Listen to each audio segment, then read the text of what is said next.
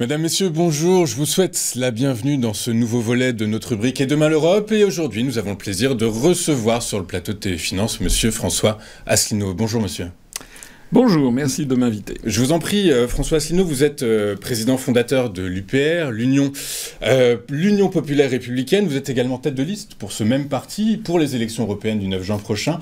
Monsieur Asselineau, en ouverture de votre intervention, beaucoup de gens se posent la question de votre candidature. Elle est incongrue pour certains au vu de votre position sur le Frexit, et ce depuis maintenant près de 17 ans. Vous êtes le chantre du Frexit depuis près de 17 ans. Comment expliquez-vous, comment justifiez-vous d'une certaine façon votre candidature aux élections européennes? Alors, depuis plus de 17 ans, puisque j'ai créé l'UPR le 25 mars 2007, le jour même du 50e anniversaire du traité de Rome qui lançait le marché commun. Donc nous sommes effectivement, j'ai plus de 10 ans d'avance sur les plagiaires qui sont arrivés ensuite.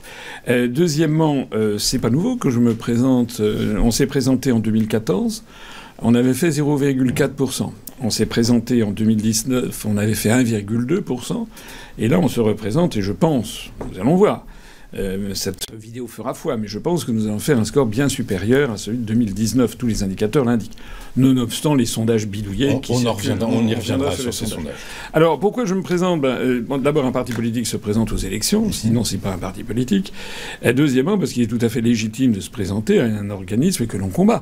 Avez-vous imaginé que vous receviez M. Jean-Guy Talamone, qui est le chef des indépendantistes corses, et que vous lui demandiez pourquoi vous vous présentez aux élections régionales? Il s'est présenté aux élections régionales, et ils ont gagné, il a été président, il ne l'est plus maintenant, mais président de la collectivité de Corse. Voilà. Tout le monde trouve ça normal.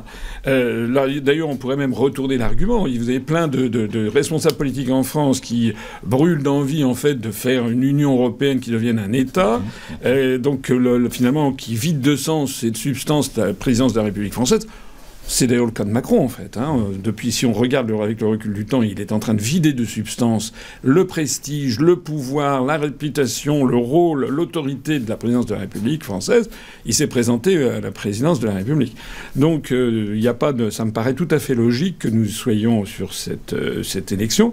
Et puis, le modèle que nous suivons, le modèle implicite, c'est celui de Nigel Farage. Vous savez, qui est ce Britannique qui avait créé un parti politique qui s'appelait le UKIP, United Kingdom Independence Party, ou à la fin des années 80, début des années 90, et qui a eu des députés européens pour proposer la sortie du Royaume-Uni de l'Union européenne.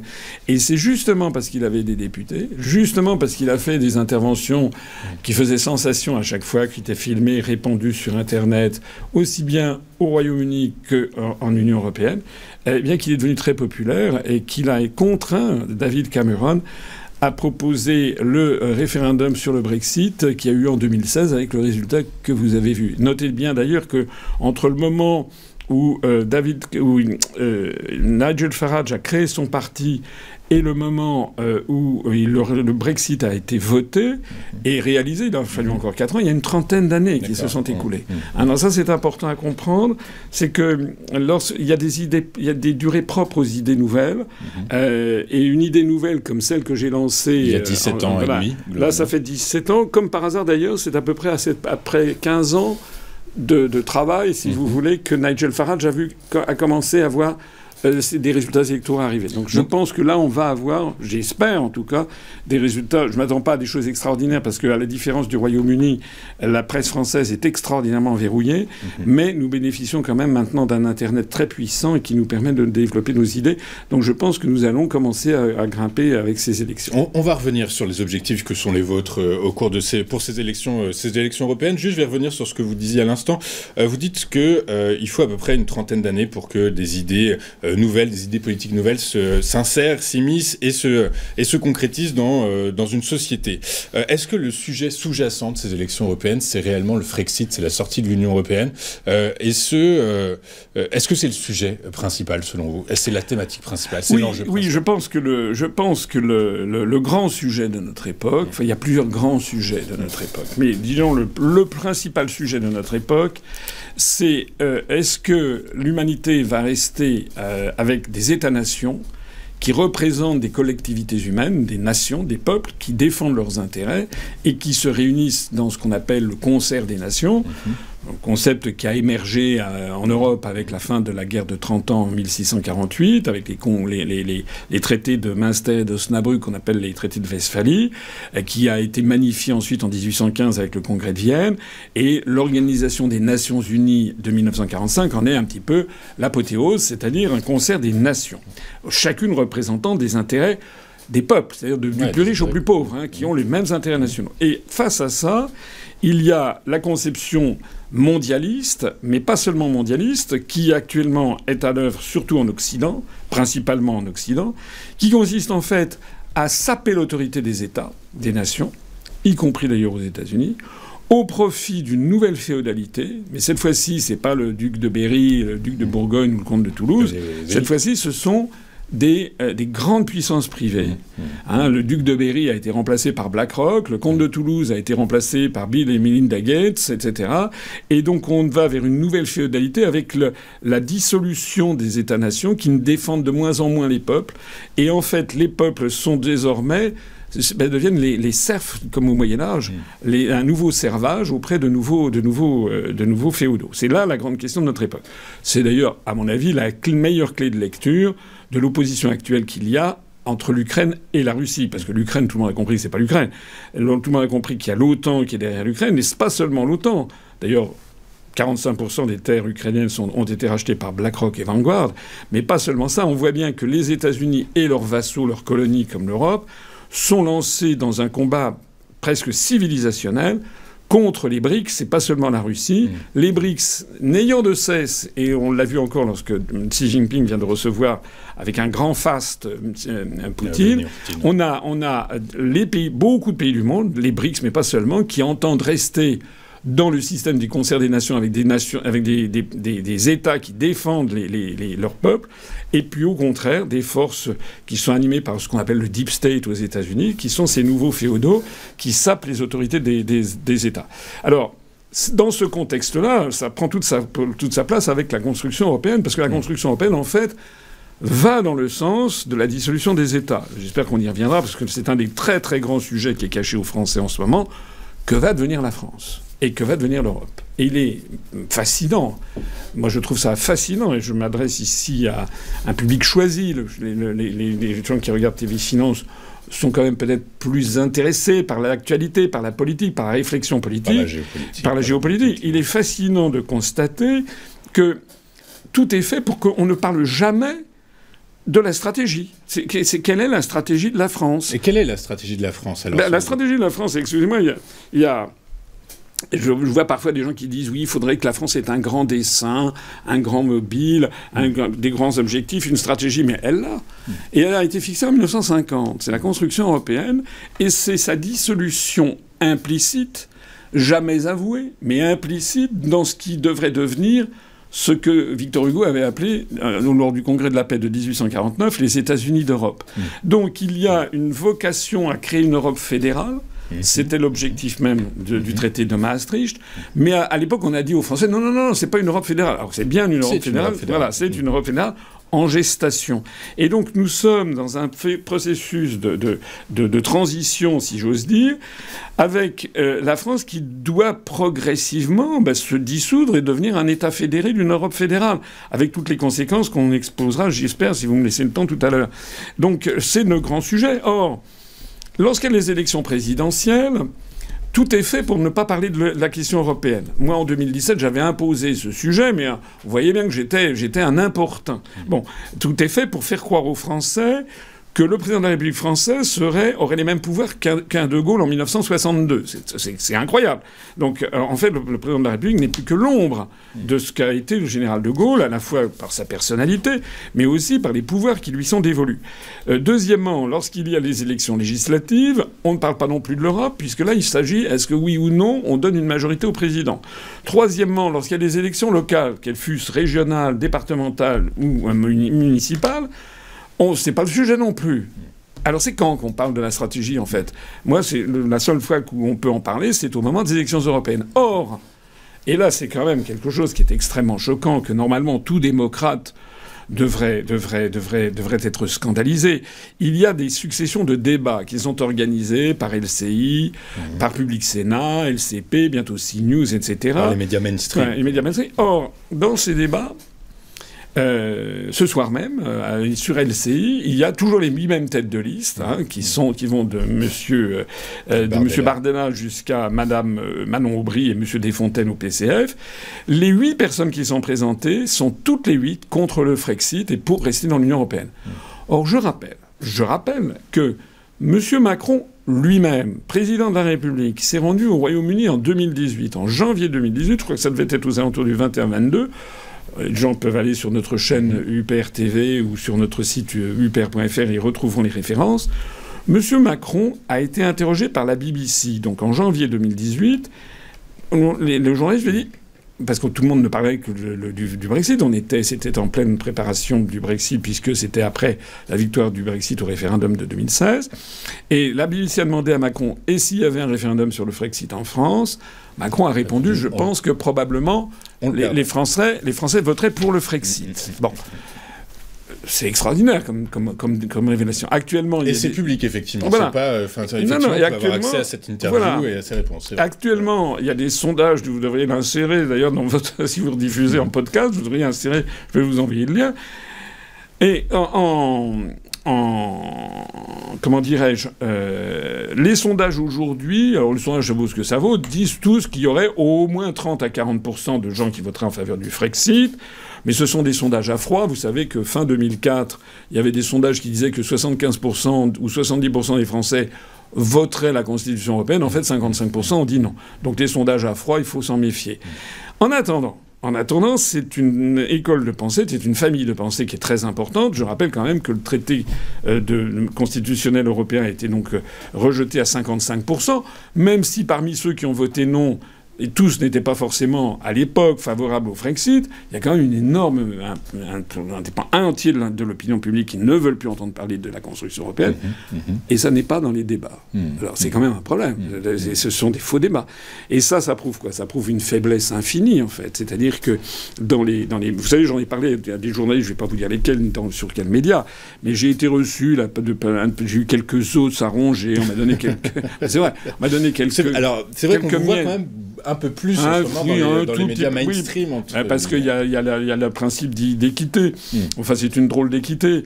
Sur le premier mois du mois d'équité, M. Glucksmann a eu 22 fois plus de temps de parole que moi. Bon, or, je rappelle que en 2019, il avait fait 6%, on avait fait 1,2%, il avait fait que 5 fois plus. Moi, j'aimerais avoir 20% du temps de parole de Glucksmann. Moi, j'ai rien du tout. Profitez-en, monsieur Asselineau, profitez-en. Mais ça témoigne quand même d'une faiblesse extrême de ne pas vouloir m'inviter. Et je l'ai dit, d'ailleurs, à des journalistes... Parce que vous êtes le seul représentant politique aujourd'hui à être pour le Frexit, finalement. Alors, pas tout à fait. Quand je dis le chantre, je vous présente comme le chantre du Frexit, c'est vrai. Écoutez, je n'ai pas envie de créer des polémiques inutiles, parce qu'il y a des polémiques sur si vous êtes un tel ou un tel qui voudrait faire alliance et pas alliance et ci et ça. Moi, ce que je vois, c'est que je suis celui qui a créé le parti le premier, bien avant tout le monde, mais pas seulement ça. Je suis aussi celui qui a le plus d'expérience professionnelle. J'ai quand même été pendant 4 ans dans des cabinets ministériels. J'ai rencontré des chefs d'État et de gouvernement nombreux. J'ai accompagné Mitterrand, Balladur, Chirac dans des voyages internationaux. J'ai une grande connaissance des rouages de l'État. Et je pense, sans forfanterie, que j'ai dû apporter à peu près 90% de l'appareil, comment dirais-je, analytique du Frexit, des analyses et des propositions depuis 17 ans. Bon, malheureusement, il y en a d'autres qui, au lieu de se rallier à nous, ont chacun créé leur petit truc. D'ailleurs, il y a 4 ou 5 listes qui se présentent, qui ont repris cette thématique. En fait, peu ou prou. Mais c'est normal, pas tout à fait. Politique, ça, finalement. C'est de la politique, oui, absolument. Moi, à la fois, je le regrette, mais d'un autre côté, c'est un peu inévitable, parce que ça veut dire quoi? Ça veut dire que l'idée de sortir de l'Union européenne est dans l'air du temps. Est présente, voilà. C'est sûr. De la même façon qu'il y a 4 ou 5 listes sur l'écologie, là, il y a 4 ou 5 listes qui, peu ou prou, tapent sur l'Union européenne et proposent plus ou moins d'en sortir. Ce qui est certain, c'est que nous, c'est la seule liste qui a dans son titre Frexit, Asselineau Frexit, c'est notre nom, et nous avons, même mes pires adversaires ne peuvent nier, depuis 17 ans, je dis, et je fais toujours les mêmes analyses, et je dis toujours la même chose. Or, ce qui nous sert... Pourquoi en ce moment on est en très forte croissance? Parce que il y a Internet, parce que les gens peuvent aller voir ce que je disais il y a 5 ans, il y a 10 ans, il y a 15 ans, et puis ils se disent, en fait, malheureusement... Vous avez raison, mais justement, M. Asselineau, aujourd'hui, l'Europe est attaquée de toutes parts, que ce soit sur ses frontières, à l'extérieur ou à l'intérieur, par la montée du sentiment nationaliste aux quatre coins de l'Europe. Du coup, est-ce que c'est le moment aujourd'hui pour que vos idées... Vous nous dites qu'il faille 30 ans encore, je reviens sur ce que vous avez dit en amont, qui est une unité de temps tout à fait compréhensible. C'est le moment aujourd'hui de lancer votre mouvement, il va prendre de l'ampleur, là, c'est sûr. Oui, alors je ne suis pas tout à fait d'accord avec la présentation que vous avez faite, quand vous dites que l'Europe est attaquée de toutes parts, et notamment vous parlez de l'Est. Moi, ce que je vois surtout, c'est que, si vous êtes à la frontière ukrainienne, par exemple, est-ce que la France reçoit des bombes venant de Russie? Très clairement non. Non. Est-ce que la Russie reçoit des bombes? Ni même les militaires français, d'ailleurs. Est-ce que la Russie reçoit des bombes fabriquées en France? Oui. C'est quand même aussi bête que ça. C'est-à-dire que si actuellement il y a un pays qui est agressé, c'est quand même la Russie par les armements que l'on balance, que l'on donne à l'Ukraine. Alors, bien sûr, certains vont dire c'est la Russie qui a envahi l'Ukraine. J'ai été le premier à le dénoncer, d'ailleurs, c'était le 12 ou 15 février. C'est difficile de dire ça, je veux pas... je suis d'accord. Je suis d'accord. Mais on oublie ce qu'on a découvert maintenant grâce au New York Times, c'est que dès la révolution du Maïdan, dès 2014, dès que le président légitimement élu a été chassé par un coup d'État organisé par les Américains, faut pas l'oublier, eh bien, dans la foulée, ça a été révélé il y a 6 mois par New York Times, vous avez eu 12 bases militaires de la CIA qui ont été installées le long de la frontière russe en Ukraine. Et il s'agit bien donc d'une attaque concertée de l'OTAN contre la Russie pour essayer d'arracher à la Russie l'Ukraine. Il suffit d'ailleurs de lire Zbigniew Brzezinski, qui est un géopoliticien qui a été conseiller diplomatique de Carter et d'Obama, qui est d'origine polonaise, et qui disait justement que pour empêcher la Russie de prétendre jamais avoir de nouveau un rôle mondial, il fallait lui arracher l'Ukraine. Donc il y a une véritable pensée géopolitique. Ça n'est pas... Il suffit aussi de regarder les bases militaires, par exemple, dans le monde. Il y a plus de 800 bases militaires américaines, alors qu'il y en a une dizaine de bases militaires russes. Et les bases militaires russes, elles sont pour l'essentiel, à part une base en Syrie et une autre, je ne sais plus où. Les bases militaires russes sont essentiellement dans ce qu'ils appellent l'étranger proche, c'est-à-dire les anciennes républiques de l'URSS. Il y a 800 bases américaines qui sont tout autour de la Russie et de la Chine. Donc on voit bien qui est si vous voulez, si vous regardez, si vous jouez au Go, on voit bien quel est celui qui est en train d'encercler l'autre. Ça, c'est une évidence. Nous dirons qu'il y a certaines turbulences aux frontières de l'Europe. Voilà. Mais surtout, du coup, on va faire des choses à l'intérieur aussi. L'attaque ne se fait pas qu'à l'extérieur. Mais ce que je voudrais dire aussi, c'est que il y a quelqu'un dont on ne parle jamais. Quand, par exemple, M. Glucksmann, quand il dénonce les ingérences russes, on ne parle jamais de ce que les anglo-saxons appellent l'éléphant dans le couloir, des États-Unis d'Amérique. C'est quand même, sauf à faire preuve d'une mauvaise foi insigne ou d'un parti pris. Tout le monde sait que Nord Stream 2 a été détruit par les Américains. C'est ce qui se dit, les dernières nouvelles, effectivement. Ça avait été annoncé par l'armée ukrainienne. On disait que c'était même l'armée ukrainienne. C'est impossible, c'est un truc très compliqué. C'est à 80 mètres de fond, ça fait 15 cm d'épaisseur, 7 cm d'acier spéciaux, 8 cm de béton. Il n'y a qu'une armée très équipée qui peut faire ça. D'ailleurs, Seymour Hersh, le grand journaliste d'investigation américain, a révélé le poteau rose 8 mois après. Bon, la conséquence de ça, c'est que c'est en train d'entraîner l'économie allemande et l'économie française dans le marasme, parce que nous n'avons pas accès à cette énergie bon marché qui nous était promise. Les sanctions qui sont prises dites contre la Russie, vous vous rappelez, monsieur Bruno Le Maire avait dit qu'il allait mettre l'économie russe à genoux. C'est le contraire que l'on constate. La croissance de l'économie russe pour cette année est prévue à 3,2%. Et je crois avoir vu qu'au premier trimestre, elle était à 5,4%. Je ne sais pas si vous vous rendez compte, alors que nous, on est quasiment en stagflation. Certains expliquent que c'est la manne, c'est le revenu de la rente pétrolière qui permet au PIB russe de s'étoffer de la sorte, parce que les autorités russes arrivent à contourner plus ou moins les sanctions occidentales et à revendre le pétrole à l'Inde, qui le revend à la Chine, etc. Qui le revend d'ailleurs à l'Union européenne. Qui le revend à l'Europe aussi. Non, mais on est les dindons de la farce dans cette histoire. D'une certaine peut-être. Ah oui. Et là-dedans, si vous voulez, ce qui est gravissime, c'est que il n'y a pas vraiment de gens sauf nous, sauf quelques personnes qui sont immédiatement diabolisées parce qu'on n'a pas le droit à la parole, mais au bout du compte, quel est le jeu joué par les États-Unis dans toute cette affaire? C'est extraordinaire. Ils sont en train de couper l'Europe, de ses gisements naturels, il suffit de regarder une carte de la géographie physique, il est naturel que l'Europe s'approvisionne en hydrocarbures russes parce que c'est à 2000, 3000, 4000 kilomètres, un gaz de très bon marché, qui est de grande qualité, et qui, avec une sécurité d'approvisionnement, jamais les Russes ne sont revenus sur leur contrat. En réalité, les Américains sont en train de mettre à genoux l'économie européenne, forcer un certain nombre d'entreprises, d'ailleurs allemandes par exemple, à s'installer aux États-Unis, nous imposer l'achat de leur gaz de schiste, qui d'ailleurs ruine l'environnement, à des tarifs extrêmement élevés. Au bout du compte, c'est une victoire américaine contre l'Europe, cette histoire. Ce que vous avez dit, Monsieur Asselineau, qu'aujourd'hui, le concept était celui de la conception de la mondialisation. Le concept de la mondialisation, vous avez dit, vous dites actuellement que l'Europe se perd dans cette mondialisation, notamment à cause de l'impérialisme américain. Vous avez également dit que la France se dissolvait dans cette construction fédérale qui entoure l'Europe. Est-ce que vous pouvez nous en dire plus ? Écoutez, vous avez un proverbe français qui est assez rigolo. Vous savez, on dit « il vaut mieux être seul que mal accompagné ». La construction européenne est une erreur de base. Pourquoi c'est une erreur ? Enfin, c'est moi, selon vous, monsieur. Parce que, quelle que soit la formule que l'on a, le principe même de bâtir l'Europe, c'est une vieille lune, hein. Ça remonte à Dante Alighieri au XIIIe siècle. Ça remonte, il y a le grand dessin d'Henri IV et de Sully. Il y a toute cette espèce, ça parcourt les siècles, la volonté d'avoir une chrétienté, une union chrétienne, une chrétienté, voilà. Cette idée, elle part quand même d'un principe que personne ne peut nier, c'est qu'il s'agit de distinguer les torchons et les serviettes. C'est-à-dire qu'il y a les pays qui seront dans cette Union européenne, eux qui sont chics, et les autres qui ne pourront pas entrer. C'est en fait une pensée, si on veut bien l'admettre.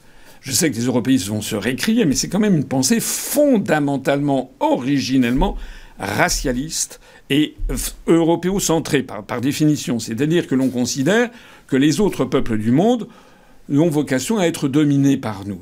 D'ailleurs, le discours dont je parlais de Victor Hugo de 1849 au Congrès de la Paix, lorsque Victor Hugo parle justement des États-Unis d'Europe, il faut lire tout le discours. Moi, je l'ai mis en ligne sur notre site upr.fr. Parce que c'est très intéressant à lire quelle est la pensée de Victor Hugo en 1849. Il faut faire les États-Unis d'Europe pour tendre la main aux États-Unis d'Amérique et en fait pour porter dans le monde entier la loi de l'Évangile. Pour assurer la civilisation. Nous apporterons la civilisation à l'Afrique et à la Chine. Donc c'est une pensée qui fonde l'entreprise coloniale. C'est une pensée qui est totalement racialiste. C'est la pensée actuelle ? Alors justement plus. C'est-à-dire qu'on est dans un concept qui est complètement tourneboulé. À la limite, ceux qui sont cohérents avec la pensée de la construction européenne, c'est plutôt les partisans de l'Europe blanche. C'était les nazis, d'une certaine façon, qui étaient cohérents avec ce projet. Mais maintenant, on a des valeurs, et heureusement, qui sont au contraire des valeurs internationalistes. Il n'y a pas on ne fait plus la différence entre les religions, la couleur de la peau. Mais alors, à quoi ça sert ? Pourquoi est-ce que la France devrait fusionner avec l'Estonie et la Lettonie et en revanche, ne pas avoir des relations extrêmement étroites avec le Sénégal ou bien avec le Canada ou le Liban ? Enfin, ça n'a plus de sens, en fait. Ça a d'autant moins de sens que les distances ont été abolies, en fait. Donc l'avenir, et ce que je pense, que nous, on pense, notre vision des choses, c'est, comme je le disais, c'est le schéma finalement assez indépassable de l'Organisation des Nations Unies. C'est-à-dire un concert des nations où on coopère avec les nations selon les objectifs, selon les projets, etc. Mais l'idée, par exemple, selon laquelle il faudrait vraiment faire un distinguo spécial entre l'Europe et le reste du monde, en fait, c'est une idée qui est absurde. Hein, c'est comme si d'un seul coup, vous habitez dans un immeuble où il y a 27 copropriétaires, et d'un seul coup, le syndic vous dit, bon, voilà, on va faire une communauté hippie, on enlève les portes et les fenêtres, tout le monde vit ensemble, tout le monde part ensemble. Voilà, ça marche pas. Ça marche pas parce que tout simplement, vous pouvez avoir des amis au 5e étage, mais détester votre voisin de palier, et en revanche, avoir de la famille ou des amis qui sont à 5 km ou à l'autre bout de la Terre. C'est exactement ça. La France, elle n'a pas de lien particulier avec l'Estonie, la Lettonie. C'est pas dans notre zone. Mais en revanche, nous avons des liens très étroits avec beaucoup d'anciennes colonies françaises et qui sont d'ailleurs en très forte croissance. Oui, mais ces anciennes colonies qui sont en train de faire le choix de ne plus être des partenaires, les partenaires privilégiés de la France et de certains pays européens. C'est ce que vous avez appelé. Aujourd'hui, le nouvel ordre mondial, c'est d'un côté, malheureusement, les BRICS, et de l'autre, les partenaires mais pourquoi est-ce que les Africains se détournent de la France ? Vous croyez que la France, elle est sympathique ? Enfin, de dire Macron a ruiné l'image même de notre pays. En plus, il y a eu depuis des décennies une vision un petit peu misérabiliste, paternaliste de l'Afrique. On a maintenu au-delà de toute raison le franc CFA alors que la jeunesse africaine rue dans les brancards. Moi, je veux sortir de l'euro. Je suis cohérent avec moi-même quand je dis qu'il faut que on permette aux pays d'Afrique de sortir du franc CFA. Parce que c'est une monnaie qui est perçue à tort ou à raison, quand même assez largement à raison, pas uniquement, mais quand même largement à raison, comme une monnaie néocoloniale. Donc, il faut que les Français aient un nouveau regard sur les pays d'Afrique, mais sur les pays de la francophonie, parce que c'est l'un de nos vrais trésors. Vous savez que, contrairement à une légende, le français est en très forte croissance dans le monde. En 1980, il y avait à peu près 180 millions de francophones. Aujourd'hui, en 2024, on estime qu'il y en a minimum 350 millions. Et en 2070, il y aura 700 à 800 millions de francophones. Donc c'est une des langues, c'est la 4e langue la plus parlée du monde. C'est un de nos atouts fondamentaux. Et au lieu de développer les pays d'Afrique comme ils le méritent, et d'ailleurs ce qui permettrait de freiner et de réduire les phénomènes migratoires qui inquiètent beaucoup les Français, on donne des milliards d'euros à l'Ukraine qui, en fait, sert les intérêts géopolitiques des États-Unis. C'est délirant. Mais, monsieur Asselineau, je vous écoute avec attention et je dirais que si je devais rationaliser ce que vous venez de nous dire, il y a 1 tiers d'Europe, 2 tiers de France. Est-ce que finalement, dans ces élections-là, finalement, la vraie question n'est pas une question de politique intérieure, finalement? Non, il faut demander aux autres candidats, demandez-leur, tiens, posez-leur 2-3 questions. Comment voit-il l'Europe dans 10 ans? Et vous? Ah ben moi déjà, ce que je dis, je suis le seul candidat à le dire. Personne ne parle dans cette élection des élargissements qui sont à l'œuvre en c'est cours. Ce que vous avez dit tout à l'heure, mais c'est dingue. Il y a 9 pays. Je me permets de le dire. La Turquie, depuis 30 ans. Peut-être qu'elle n'entrera pas finalement parce que Erdogan pense à un système ultérieur de créer un nouvel empire ottoman, etc. Il est en train de perdre de sa superbe aussi. Bon. Et puis parce que maintenant il s'est rapproché des États-Unis, de la Russie, because les États-Unis ont fait des circuits délicats où ils prévoyaient de tronçonner le plateau de l'Anatolie pour créer un Kurdistan. Mais enfin, actuellement, la Turquie est toujours officiellement candidate et en tant que candidat officiel reçoit des fonds dits de mise à niveau. La Turquie a dû recevoir une bonne dizaine de milliards d'euros depuis lors. Ça veut dire que la France a dû verser peut-être 1,5 milliard d'euros à la Turquie, rien que pour qu'elle entre dans l'Union européenne. Les Français ne le savent pas, les Turcs ne le savent pas. C'est pas une information qui se Non, c'est le moins qu'on puisse dire. Ensuite, vous avez actuellement la Bosnie-Herzégovine, vous avez le Monténégro, vous avez la Serbie, quoique le peuple serbe ne veut pas entrer dans l'UE, il est proche de Moscou, mais ce sont les élites européistes qui le veulent.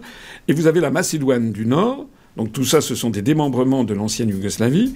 Vous y ajoutez l'Albanie, vous ajoutez la Moldavie, l'Ukraine et la Géorgie. Ça fait 9 États, dont 8 si on exclut la Turquie, qui, eux, veulent entrer dans l'Union européenne pour avoir des subventions, pour avoir les fameuses subventions européennes. Ce que vous dites, c'est-à-dire que 9 pays en plus, c'est autant de subventions en moins pour les Français? Ça veut dire qu'on va être saignés à blanc.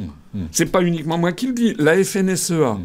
Donc la question est budgétaire aussi. Bien sûr, la FNSEA, pas seulement, la FNSEA qui est le syndicat par excellence qui défend la PAC, puisque c'est le syndicat de l'agro-business français. C'est pas le syndicat des petites exploitations familiales qui, elles, sont en voie de disparition. C'est vrai, mais même la FNSEA a dit que si l'Ukraine entrait dans l'Union européenne, c'est la fin de l'agriculture française. Excusez-moi, la fin de l'agriculture française. Enfin, c'est pas de la gnognotte.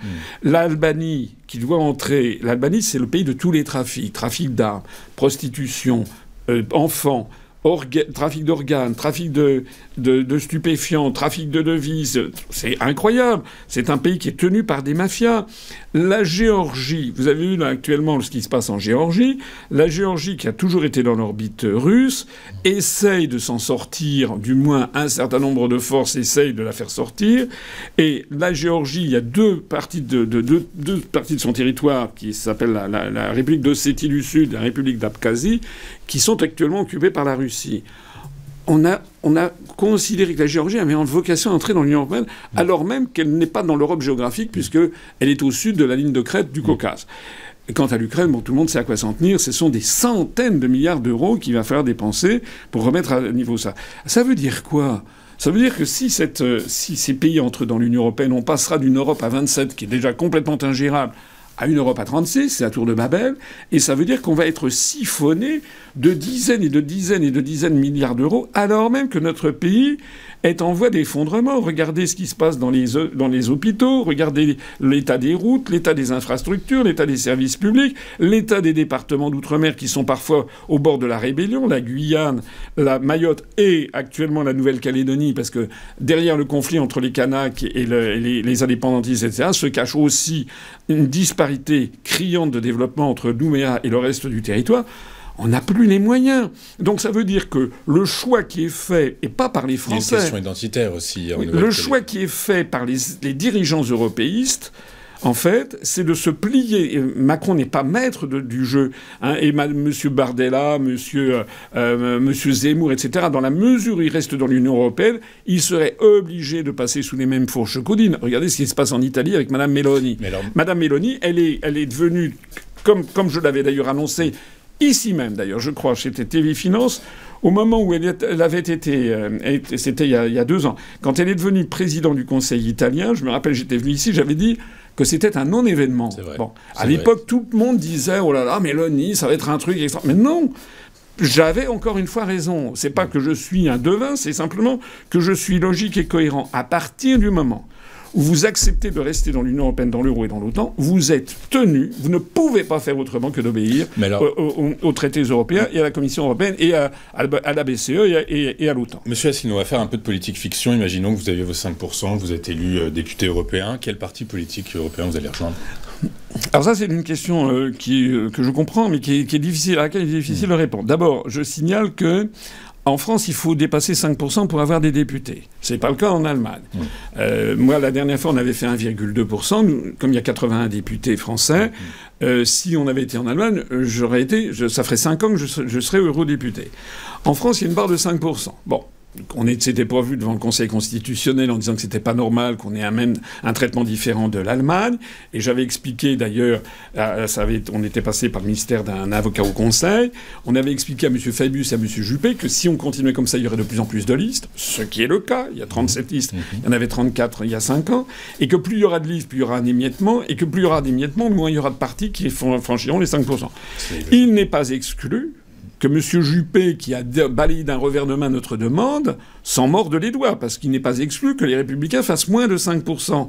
Donc ça veut dire que les Républicains ne seront pas n'auront pas de députés. Si nous, on dépasse les 5%, alors je sais qu'il y a des gens qui vont peut-être esquisser un sourire en disant qu'ils... Certains sondages disent le contraire, on reviendra sur ces sondages. Parce que les sondages, absolument, je voudrais y revenir. Mais si on dépasse 5%, on aura ipso facto 5 députés. Parce que toutes les listes qui font moins de 5% n'ont rien. Donc vous avez en gros un député par pourcent. Voilà, puisqu'il y a 80 députés et les listes qui dépassent 5% font à peu près 80% des voix. Donc si on dépasse 5%, on aura 5 députés. Si on fait 6%, 6 députés, etc. Et qu'est-ce qu'on fera à ce moment-là ? Eh bien, on fera plusieurs choses fondamentales. D'abord, on fera de la vraie opposition, c'est-à-dire que par exemple, récemment, il y a eu, il y a 2 mois, 3 mois, un vote du Parlement européen pour verser 50 milliards d'euros de fonds dits européens supplémentaires à l'Ukraine. 50 milliards d'euros, ça veut dire à peu près 9-10 milliards. 50 milliards, c'est gigantesque. Hein, c'est gigantesque, ça veut dire 9 milliards pour les Français. Les États-Unis se sont engagés à verser 60 milliards. Voilà. Mais ça n'était qu'un surplus, hein, parce que cet jet continu. Le vote a eu lieu au Parlement européen. Les eurodéputés français, ils ont tous voté pour, y compris LFI, y compris la France Insoumise. Il n'y a qu'un seul groupe qui n'a pas voté pour, c'est le Rassemblement National, avec M. Bardella, mais ils se sont abstenus. Comment peut-on s'abstenir sur un sujet de cette nature ? Enfin, c'est de la lâcheté, en fait. Hein, c'est pour essayer de ratisser l'âche. C'est d'une politique aérienne. Ben, nous, par exemple, sur un tel sujet, nous aurions voté contre. Ça veut dire alors que beaucoup d'observateurs imaginent que vous ralliez le parti européen dans lequel est le Rassemblement National, le groupe qui s'appelle le groupe Identité et Démocratie, donc ce sera pas le cas. Vous m'avez... Non, je ne l'ai pas écouté. Ouais, encore une fois, c'est la politique fiction. Oui, mais c'est une question à laquelle il est difficile de répondre. Pourquoi ? Parce que si on a des députés, évidemment, on essaiera d'avoir la parole le plus possible. Évidemment. Justement, notre objectif, c'est de vous faire entendre. C'est de faire entendre et d'imposer le débat. Je précise tout de suite aux gens qui nous écoutent que les eurodéputés n'ont pas beaucoup de pouvoir et que nous proposons pour le Frexit, mais nous ne pourra pas faire le Frexit. De la même façon que je vois Madame Marie Toussaint, elle dit qu'il faut changer le modèle économique agricole, mais c'est très gentil, mais elle n'aura pas aucun moyen de changer le modèle agricole qui est fixé par les traités. Donc nous, ce que l'on veut, c'est imposer que le débat ait lieu. C'est ce qu'avait fait d'ailleurs Nigel Farage, qui n'est pas par ailleurs mon modèle dans tous les domaines. Vous le citez souvent. Oui, depuis je sais le début de cette interview. parce que sa stratégie était la bonne. En revanche, lui, il est vraiment très connoté, très très à droite, alors que je rappelle que nous sommes situés au-dessus du clivage droite-gauche. Ce qui est d'ailleurs vrai. Il suffit de voir la composition de notre liste aux européennes. Le dernier de liste est M. Jean-Pierre-Yves Collombat, qui a été sénateur apparenté socialiste, puis sénateur apparenté communiste, et vice-président de l'Association des maires ruraux de France. Oui, absolument. Qui est venu sur notre liste. Qui est venu sur notre liste dans le cas exactement comme le CNR de 1943-44. Il faut rassembler sur la même liste des gens qui sont en faveur de rendre aux Français les manettes, leur pouvoir. Alors, ça, c'est... qu'est-ce que je voulais dire vous me posiez la question de savoir le groupe. Donc, nous aurons besoin d'être dans un groupe, parce que si on est non inscrit, on a très peu de temps de parole. Donc, il faudrait être dans un groupe. Mais évidemment, quel groupe nous acceptera pour qu'on puisse porter ce discours? Et là, déjà, vous n'avez pas envie de tendre la main à un groupe? Non, mais on verra, parce que il va y avoir des élections. Moi, je suis convaincu qu'il va y avoir des surprises. Il va y avoir... on va voir ce qui va se passer en Allemagne, en Italie. On va voir ce qui va se passer, par exemple, du temps du UKIP. Ça nous aurait été tout à fait convenable d'être avec les députés du UKIP. Bon, c'est pas évident, parce que je crois que pour faire un groupe, il faut qu'il y ait au moins des députés représentant d'une quinzaine de pays. Donc, c'est pas évident.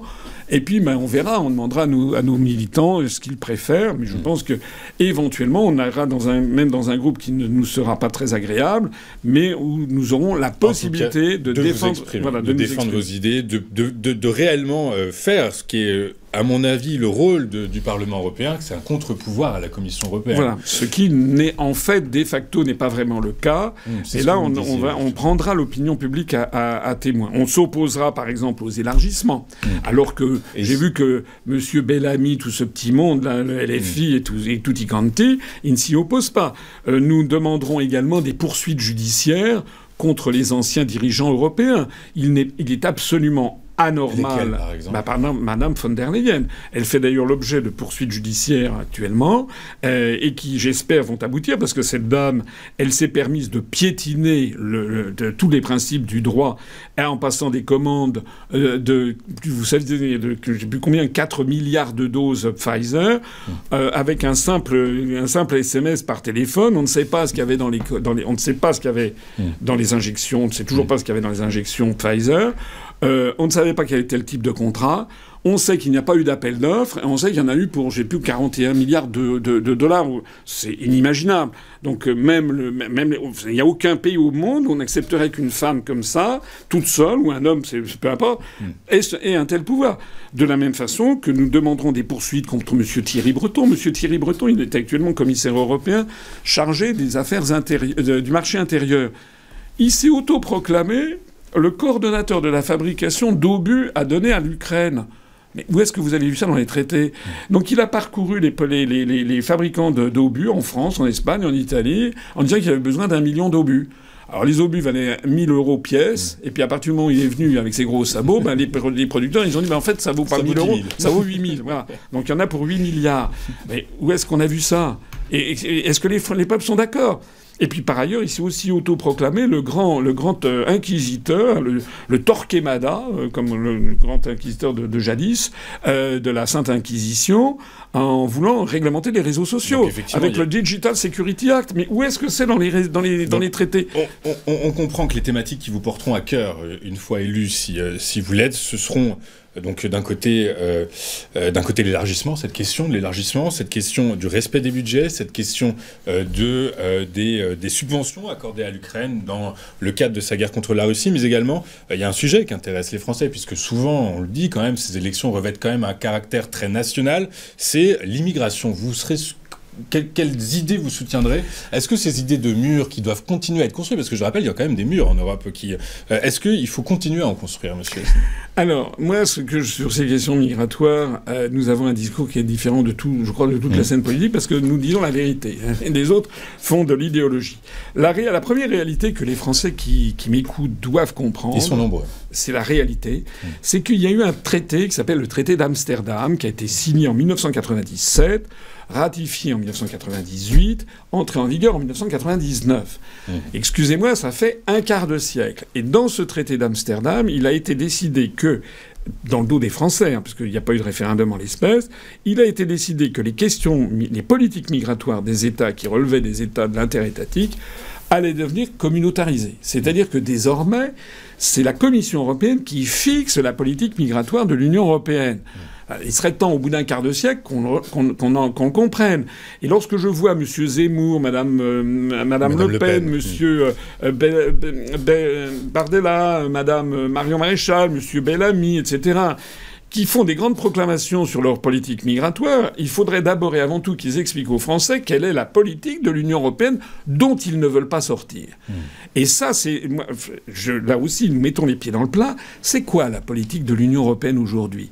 Madame Ylva Johansson, qui est une commissaire européenne de nationalité suédoise, elle est en charge des affaires intérieures. C'est l'équivalent du ministre de l'Intérieur de l'Union européenne. Madame Ylva Johansson est allée à Madrid à la fin de l'année dernière. Elle a fait un discours sur les questions migratoires et sur la politique migratoire de l'Union européenne, qui s'impose à tout le monde, d'après les traités. Oui, c'est dans les textes, c'est normal. C'est l'article 67, 77 et 78, notamment du traité sur le fonctionnement de l'Union européenne, dans la nomenclature d'aujourd'hui, après le traité de Lisbonne. Elle a dit quoi? Elle a dit quatre éléments fondamentaux. Premièrement, en 2022, il y a eu 3 850 000 nouveaux migrants qui sont venus s'installer dans l'Union européenne.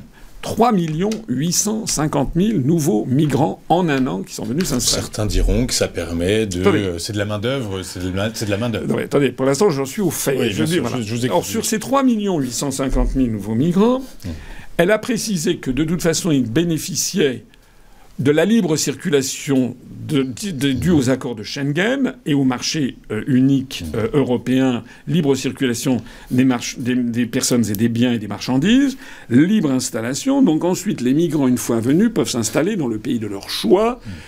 Et évidemment, ils ont tendance plutôt à aller dans le pays où les prestations sociales sont les plus élevées. Bon. Et ça, elle a dit qu'il n'était pas question d'y toucher. Donc. Troisièmement, elle a dit, vraiment, il faudrait que ça soit en lettres de feu dans le cerveau de tous les Français, au moment où ils vont mettre leur bulletin de vote. Sur les 3 850 000 nouveaux migrants en un an qui sont venus, il y en a 3 500 000, c'est-à-dire exactement 90%, qui sont venus de façon légale, parce qu'ils ont obtenu un titre de séjour légalement distribué, donné, accordé par un des 27 pays membres de l'Union européenne. Et donc vous voudriez reprendre la main là-dessus. Attendez, et donc il y a 350 000 migrants illégaux. Ça veut donc dire que le débat actuel, moi je vois des sondages, il y a 75% des Français qui considèrent qu'il y a trop d'immigrés et qu'il faut arrêter. Bon, d'ailleurs, je me permets de signaler. Moi, je vois dans notre mouvement politique à l'UPR, nous avons beaucoup de Français d'origine immigrée qui sont souvent les premiers à trouver qu'il faut justement arrêter, parce qu'ils savent bien que si ça dégénère, parce qu'il y a des forces du style Zemmour on a l'impression que l'objectif fondamental, c'est d'importer en France le conflit israélo-palestinien, qui jette de l'huile sur le feu constamment sur les conflits communautaires, alors que le principe de la République française, c'est justement le refus du communautarisme. Il y a donc beaucoup de Français d'origine immigrée qui considèrent effectivement que la France est trop laxiste sur ces sujets. Il suffit d'ailleurs de regarder la politique migratoire du Maroc, de l'Algérie, de la Tunisie vis-à-vis des pays du Sud. Il suffit de regarder aussi au Royaume-Uni, comme ministre de l'Intérieur, et pour traiter les questions migratoires, ils avaient mis une dame, une ministre qui était originaire du sous-continent indien.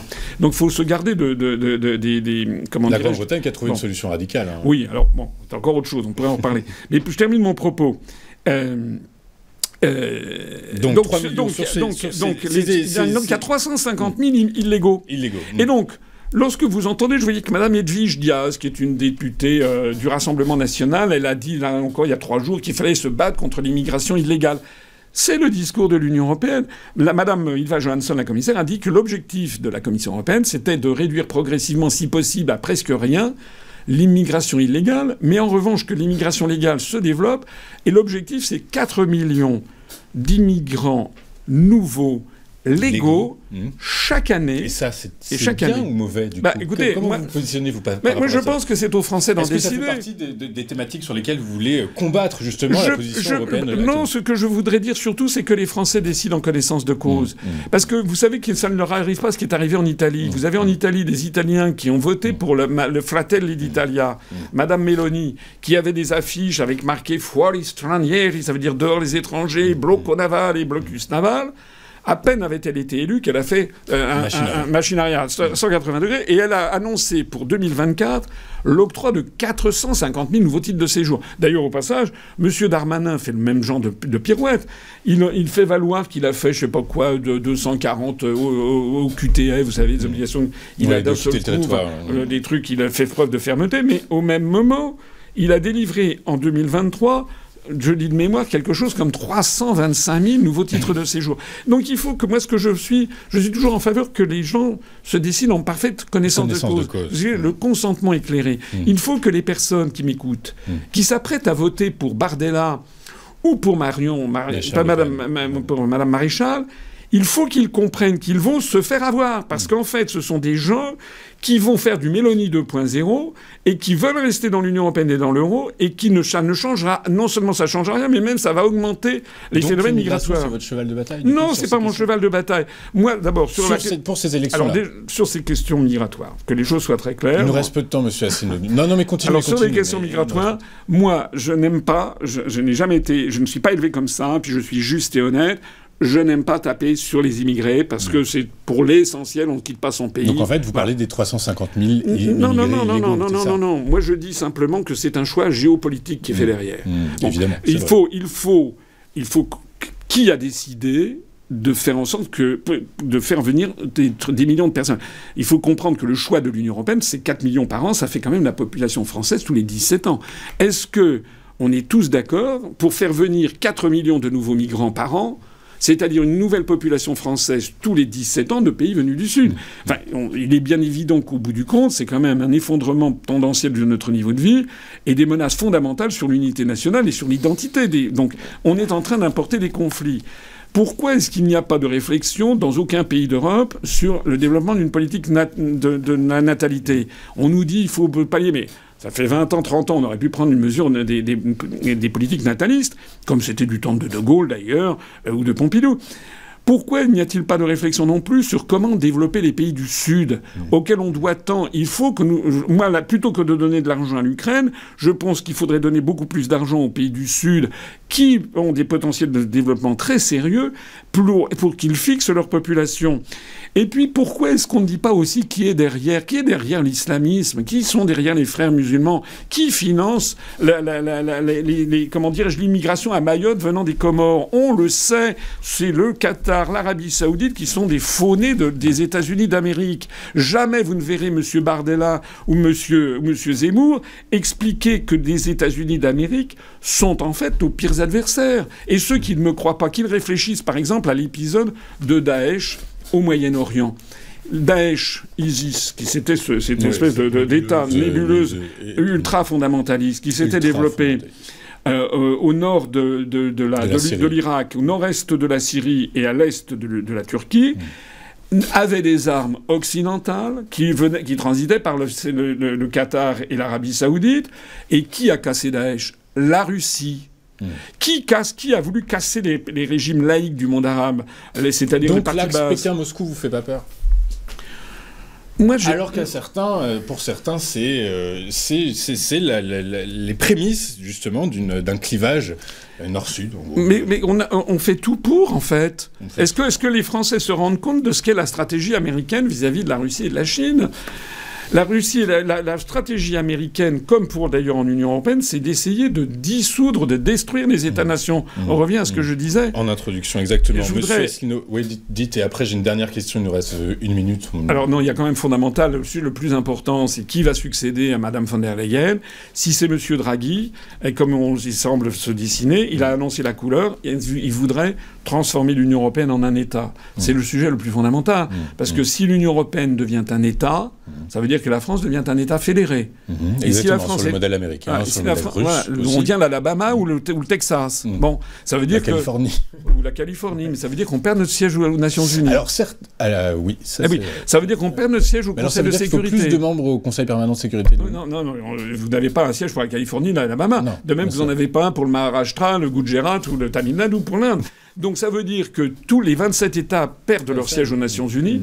La France, qui est une des 5 grandes puissances, ne l'est plus. Alors que le Royaume-Uni... Est-ce que la France est encore une grande puissance? Mais écoutez, il faut tout faire pour qu'il en soit ainsi. Nous avons la première zone économique exclusive devant même les Américains en termes maritimes. Nous avons une des langues, la 4e langue la plus parlée au monde. La 2e, il n'y a que 2 langues de travail aux Nations Unies, c'est le français. Nous avons encore de beaux restes. La France doit se ressaisir, redressez-vous, disait De Gaulle. Et moi, ce que je vois, c'est que là, on risque de tout brader, en fait. Notre siège au Conseil de sécurité, alors que les Britanniques, étant sortis à temps de l'Union européenne avec le Brexit, conserveront le leur. Deuxièmement, il n'y a pas des armes nucléaires pour l'Alabama ou le Texas. Ce sont des armes nucléaires américaines. Donc, si nous devenons un État fédéré, l'armement nucléaire que nous avons constitué pour protéger la France va devenir mutualisé au niveau européen. C'est exactement ce que Macron a commencé à dire. Et puis, troisièmement, si on est un État fédéré, après, on pourra très bien être tronçonné, comme le canton de Berne a été découpé en 1979 pour créer le nouveau canton du Jura. On pourra très bien dire que la collectivité européenne d'Alsace, qui a été faite dans le dos des Français, vous savez que Macron a fait en sorte de supprimer les départements du Bas-Rhin et du Haut-Rhin, d'avoir une collectivité européenne d'Alsace. Rien n'empêchera de dire bientôt, finalement, c'est une capitale Strasbourg et c'est un nouvel État fédéré. On sait que certains États fédéraux américains gardent quand même énormément de pouvoir sur ils en ont plus juridique, de pouvoir juridique. Oui, ils en ont plus. On pense notamment à la peine de mort, évidemment. Oui, mais pas seulement l'IVG. Exactement, les grandes questions, les grandes avancées, les grandes questions. C'est vrai, mais ils en ont plus d'ailleurs que les pays de l'Union européenne. Ce que je veux donc dire, c'est que... Dernière question. Attendez, c'est vraiment important. C'est le grand sujet du jour, c'est qu'il ne faudrait pas que les Français, par inadvertance, parce qu'ils ne s'y intéressent pas, laisse détruire la France, parce que c'est de ça qu'il s'agit. C'est-à-dire que la France devienne un État fédéré qui soit découpé en morceaux avec la collectivité européenne d'Alsace, avec la Corse. D'ailleurs, Macron est en train de préparer un nouveau statut encore plus favorable d'autonomie de la Corse. D'ailleurs, c'est ce que voulait M. Jean-Guy Talamone, qui avait dit « Je verrai de mon vivant une Corse indépendante dans le cadre de l'Union européenne ». C'est la même chose qui se passe en Espagne, par exemple, avec la Catalogne. Et la Catalogne indépendante a dit qu'elle voulait rattacher le département français des Pyrénées-Orientales. Est-ce que vous savez qu'au mois de septembre, le Conseil départemental des Pyrénées-Orientales va faire un référendum auprès de la population pour changer le nom du département français des Pyrénées-Orientales en l'appelant pays catalan. Ça veut bien dire qu'il y a une idée derrière la tête de tout ça, c'est la destruction de notre pays, la dissolution dans un contexte fédéral. Est-ce que les Français s'en rendent compte? Monsieur Asselineau, j'aurais 2 questions pour la peine. Je garde celle que je vais vous poser en dernier sur les sondages. On va y revenir juste. Nous sommes sur une chaîne économique. On a... Du coup, tous les intervenants qui s'enchaînent chez nous ont bien remarqué que la situation économique européenne était un peu brinque-ballante. Et notamment sur la question de sa politique industrielle. La politique industrielle européenne manque d'allant, manque d'idées. Pour certains et pour beaucoup même, c'est l'absence de fédéralisme européen qui empêche toute politique, tout choix politique de politique industrielle. Du coup, par la force des choses, le fédéralisme, ça pourrait aussi avoir un peu de sens et la France pourrait en profiter, non ? Mais non, mais ça, c'est des gens qui pensent qui postulent que le problème est réglé. Pourquoi est-ce que ça ne marche pas? C'est parce que nous avons des intérêts nationaux fondamentalement opposés. Donc, si on a un fédéralisme... On ne peut pas comparer la productivité française et la productivité grecque, en fait. Et puis les Allemands ne veulent pas. Et les Allemands ne veulent pas. Voilà, on ne peut pas faire boire un âne qui n'a pas soif. Ce que je vois, c'est que la sagesse même, c'est quoi? La sagesse, c'est de faire des coopérations internationales. Nous, on est pour les coopérations sur un même projet. Airbus n'a rien à voir avec la construction européenne, vous le savez. C'est un projet international, avec d'ailleurs des pays qui sont en dehors de l'UE, hein, et d'autres. Par exemple, pour l'Airbus A340, c'était le premier fabricant, c'était les États-Unis qui avaient 38% de part de fabrication, et que 15 pays des 27 ne mettent pas un rivet dans Airbus. Nous, on est en faveur des coopérations internationales. Le vice de la construction européenne, c'est de postuler que, par contiguïté géographique, du Portugal jusqu'à la Laponie finlandaise, on devrait coopérer sur tous les sujets, dans tous les domaines, tout le temps et toujours. C'est absurde parce que nous n'avons pas les mêmes intérêts nationaux, il n'y a pas de peuple européen. Et donc, dire qu'il faut axer vers le fédéralisme, ça me fait penser à ceux qui disaient que la construction du socialisme, ça marchait pas, il fallait plus de socialisme. Bon. Eh ben là, c'est pareil. L'Europe ne marche pas, excusez-moi, depuis 67 ans, donc il faut plus de fédéralisme. Tout ça jusqu'à la chute finale, comme dirait Emmanuel Todd. Monsieur Asselineau, dernière question. Dans les sondages, les derniers sondages qui sont publiés, vous êtes crédité d'un peu moins d'1% des intentions de vote. Qu'est-ce que vous en pensez? Vous visez les 5%, le delta est important. Oui, alors je sais que les gens peuvent sourire. Écoutez, il y aura un juge de paix, ce seront les élections. Ce que je sais, c'est qu'en 2019, on nous donnait 0,5%, on a fait 1,2%. Bon, ce que je sais aussi, c'est que je fais des salles pleines quand je me déplace en France. J'étais à l'île de la Réunion. À Saint-Denis de la Réunion, j'ai eu près de 200 personnes, 194 personnes à la salle Candin. À 5 km de là, Madame Le Pen, même jour, même heure, même ville, à l'hôtel Créolia, faisait 90 personnes. J'ai fait 2 fois plus que Madame Le Pen. L'autre, la semaine dernière, à Lyon, j'étais à la Bourse du Travail, 600 personnes, photo à l'appui, sont venues m'écouter, enthousiastes. Madame Ayer et le Premier ministre n'ont même pas fait 300 personnes à la salle de la Confluence. Et ça, c'est sur le terrain. Et on voit sur le terrain. Donc, nous sommes convaincus que l'on va largement dépasser les 1,2. Il y a d'ailleurs des sondages confidentiels faits par des ministères de souveraineté qui circulent dans le tout Paris, dans certaines salles de rédaction. Et d'ailleurs, un certain nombre de journalistes sont au courant. C'est pour ça d'ailleurs qu'ils me reçoivent un peu plus gentiment, qui nous créditent actuellement entre 3,5 et 4,3. Je ne sais pas si c'est exact, mais ça me paraît beaucoup plus conforme à ce que nous observons sur le terrain. D'ailleurs, oui, mais on est en croissance de plus 0,5 points par mois. Donc c'était le dernier daté du 9 mai. Donc on peut très bien en imaginer qu'on est à peu près... On peut espérer autour de 5. Donc si j'ai un message à donner aux gens, même les gens qui se posent encore des questions sur le bien fondé de ci et de ça, il me semble que tout démocrate qui veut profiter de ces élections pour imposer le débat fondamental sur l'avenir de la France devrait voter pour nous. Excusez-moi cette formule, mais je pense que nous sommes le seul vote utile pour rendre ce scrutin inutile un scrutin utile. Actuellement, le scrutin est assez inutile puisqu'en fait, les députés européens n'ont pas de pouvoir. En votant pour nous, on va rendre ce scrutin utile parce qu'on va forcer les médias et l'establishment français à aborder enfin la question du Frexit pour ou contre. Monsieur Asselineau, merci beaucoup d'avoir été avec nous aujourd'hui. Monsieur Asselineau, vous êtes président fondateur de l'UPR et tête de liste du parti du même nom aux élections européennes le 9 juin prochain. Je le rappelle, il n'y a qu'un tour, donc voilà, il faut y aller, en tout cas, quoi qu'il arrive. Merci beaucoup. Merci de m'avoir reçu et de m'avoir laissé parler. Je vous en prie, c'est mon rôle, c'est notre rôle en tant que journaliste. Bonne journée, au revoir. Au revoir.